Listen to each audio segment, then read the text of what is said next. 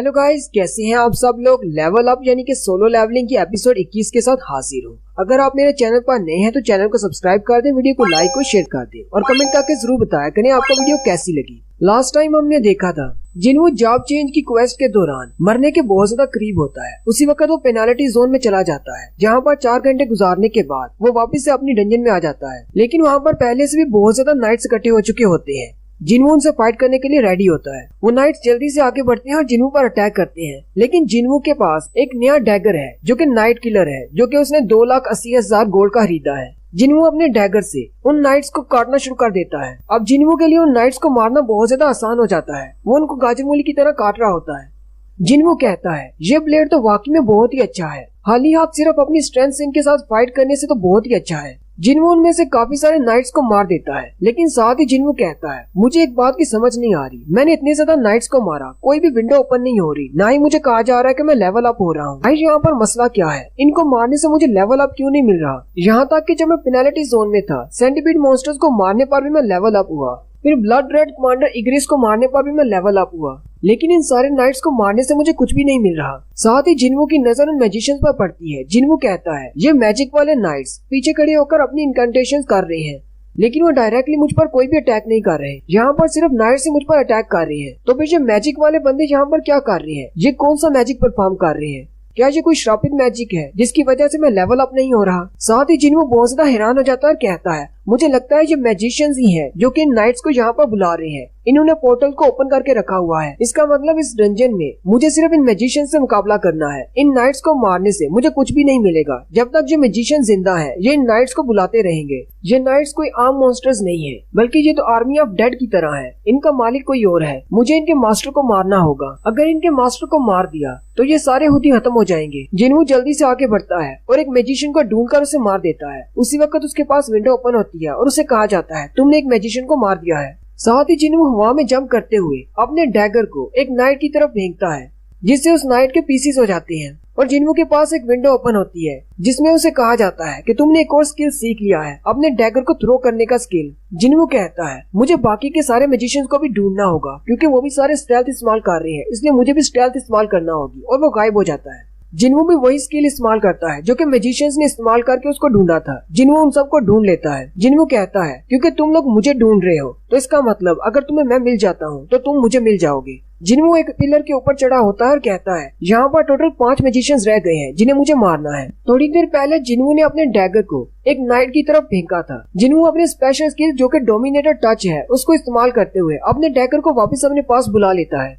उसका नाइफ जैसे ही उसके हाथ में आता है वो जंप करता हुआ एक और मैजिशियन की तरफ जाता है और उसको मार देता है। और साथ ही विंडो ओपन होती है, तुमने एक और मैजिशियन को मार दिया है। जिन्हों कहता है अब सिर्फ 4 मैजिशियन रह गए हैं। वो अपने रास्ते में आने वाले सारे नाइट्स को मारता हुआ सीधा उन मैजिशियंस की तरफ आगे बढ़ता है। जिन्हों अपने रास्ते में आने वाले बहुत सारे नाइट्स को मारने के बाद उनके ऊपर चढ़कर खड़ा हो जाता है। उसी वक्त एक नाइट पीछे की तरफ से आता है और अपनी तलवार से उस पर अटैक करता है, जो कि जिन्हों के पेट के आर पार हो जाती है। जिन्हों जल्दी से पीछे की तरफ घूमते हुए अपने नाइफ से उसकी गर्दन उड़ा देता है। लेकिन इस लास्ट अटैक की वजह से जिन्हों काफी ज्यादा जख्मी हो जाता है। जिन्हों उन मैजिशियन से कहता है तुम लोग कितनी देर तक मुझसे बच पाओगे। फिर वो जल्दी से रास्ता क्लियर करते हुए एक और मैजिशियन तक पहुंच जाता है और उसको भी मार देता है। फिर जिन्हों कहता है अब सिर्फ 3 मैजिशियन रह गए हैं। वो तीनों मैजिशियंस एक ही जगह पर इकट्ठे हो जाते हैं और अपने मैजिक को कंबाइन करते हुए जितने भी नाइट्स बच जाते हैं उन सबको मिलाकर एक बड़ा सा गोलम बना लेते हैं। जिन्हों क्योंकि मरे हुए नाइट्स के ऊपर खड़ा होता है, इसलिए वो सारा ढेर बड़ा सा गोलम बन जाता है और जिन्हों उसके ऊपर खड़ा होता है वो जल्दी से उसके ऊपर से नीचे उतर आता है। वो बड़ा सा गोलम जिन्हों पर अटैक करता है। जिन्हों जल्दी से डॉज करते हुए दूसरी तरफ देखता है तो सामने तीनों मैजिशियंस इकट्ठे खड़े होते हैं। जिन्हों कहता है इसका साइज तो बड़ा हो गया है लेकिन नंबर्स कम हो गए हैं, अब मैं आसानी से उन तीनों मैजिशियंस तक पहुंच सकता हूं। वो बड़ी ही तेजी के साथ उन तीनों मैजिशियंस की तरफ आगे बढ़ता है और तीनों को एक एक करके मार देता है।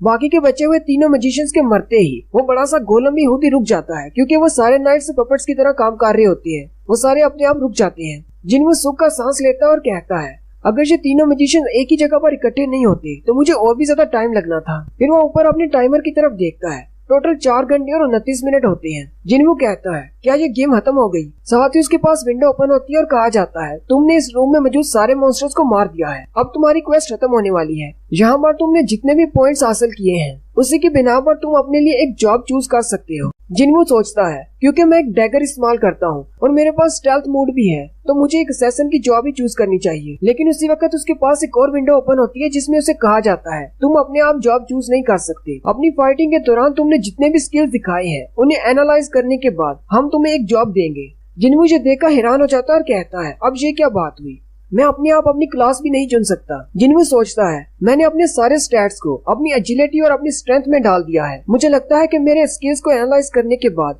ये सिस्टम मुझे वॉरियर या फिर असैसिन की जॉब ही देगा। इसके अलावा मेरी शील्ड और वाइटैलिटी भी काफी अच्छी है या फिर मुझे टैंक की जॉब भी दी जा सकती है। इन्हीं तीनों में से मुझे कोई जॉब मिलेगी, चाहे इन तीनों में से कोई भी जॉब हो, मैं स्ट्रॉन्ग ही बनने वाला हूँ।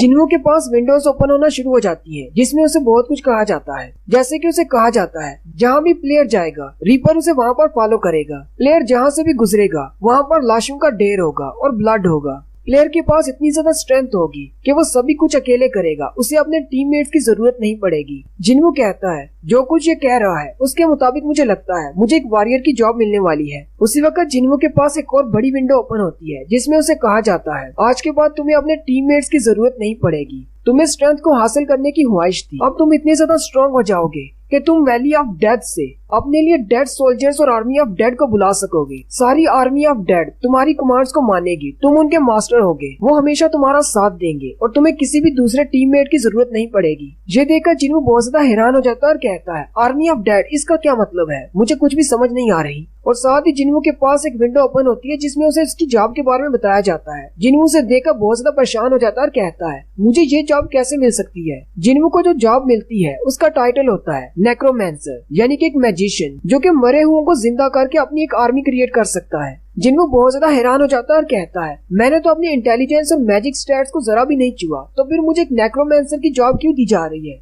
जिन्वू बताता है एक नेक्रोमैंसर मैजिशियन की सब क्लास है, एक ऐसा नेक्रोमैंसर, एक ऐसा मास्टर जो कि आर्मी ऑफ डेड को कंट्रोल करता है। जिन्वू कहता है मैंने हंटर्स में कभी इस क्लास के बारे में नहीं सुना, हंटर्स में कोई भी नेक्रोमैंसर नहीं होता, लेकिन मैंने बहुत सारी गेम्स और कहानियों में सुन रखा है।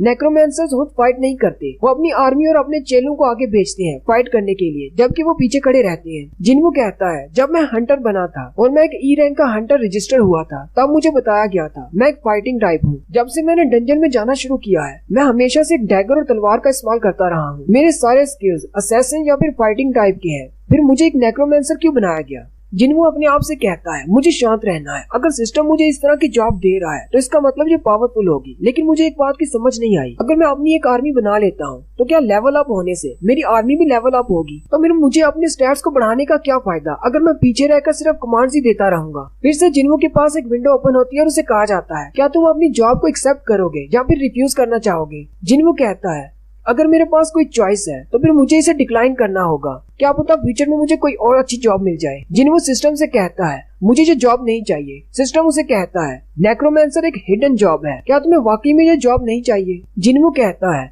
हिडन क्लास के बारे में मैंने बहुत कुछ सुन रखा है, कुछ ऐसे भी हंटर्स हैं जो कि हीलर्स नहीं होते लेकिन अपने लिए मैजिकल डीप बफ्स इस्तेमाल कर सकते हैं। इसके अलावा मैंने व्हाइट टाइगर गिल्ड के एस रैंक के मास्टर के बारे में सुना है कि वो अपने आप को एक मॉन्स्टर में तब्दील कर सकता है। ऐसे तमाम हंटर्स जिनके पास यूनिक एबिलिटीज होती हैं उन सबको बड़े गिल्ड्स अपने लिए हायर करते हैं और उनके पास बहुत ही अच्छी जॉब्स होती है और बहुत ज्यादा पावरफुल है। क्या इस हिडन जॉब का मतलब है मेरे पास भी कोई यूनिक एबिलिटी आ जाएगी, क्या मैं भी बहुत ज्यादा पावरफुल हो जाऊंगा। जिन्वू कहता है वैसे मुझे इस बारे में ज्यादा सोचने की जरूरत नहीं, जबकि मुझे ये फ्री में मिल रहा है। एक नेक्रोमैंसर बनकर भी मैं बहुत ज्यादा एक्सपीरियंस हासिल कर सकता हूँ। साथ ही जिन्वू मैजिशियंस की तरफ देखता है और कहता है मुझे लगता है कि ये भी नेक्रोमैंसर है। ऐसे लग रहा है जैसे ये सिस्टम मुझे दिखाना चाहता है कि नेक्रोमैंसी ऐसे काम करती है। मेरे पास तो फाइटिंग एबिलिटीज भी है लेकिन इन मैजिशियंस के पास नहीं थी। अगर मेरे पास फाइटिंग एबिलिटीज है तो फिर तो मैं और भी ज्यादा स्ट्रॉन्ग बन सकता हूँ। एक ऐसा मैजिशियन जिसके पास अपनी आर्मी ऑफ डेड हो और उसके पास अपनी फाइटिंग एबिलिटीज भी हो, वो तो एक बी रैंक की डंजन या फिर ए रैंक की डंजन को आसानी से क्लियर कर सकता है।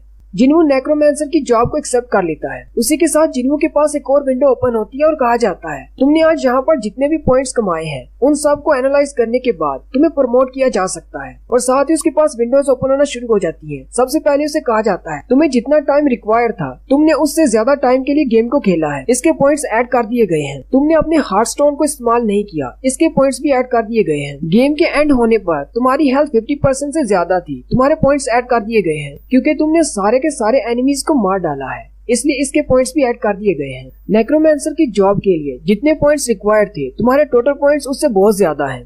और साथ ही एक ब्लैक शैडो जिन्वो की तरफ आगे बढ़ता है और उसकी बॉडी को कवर कर लेता है और जिन्वो के पास एक विंडो ओपन होती है और उसे कहा जाता है तुम नेक्रोमैंसर से एक शैडो लॉर्ड बन गए हो, यानी तुम्हें इंस्टेंट प्रमोशन दी गई है। और यहीं पर हमारी एपिसोड 21 का एंड होता है। नेक्स्ट एपिसोड में हम देखेंगे कि शैडो लॉर्ड क्या कर सकता है और उसके पास कौन से स्किल्स और एबिलिटीज हैं। अगर अभी तक आपने चैनल को सब्सक्राइब नहीं किया तो चैनल को सब्सक्राइब कर दें, वीडियो को लाइक और शेयर कर दें। शुक्रिया।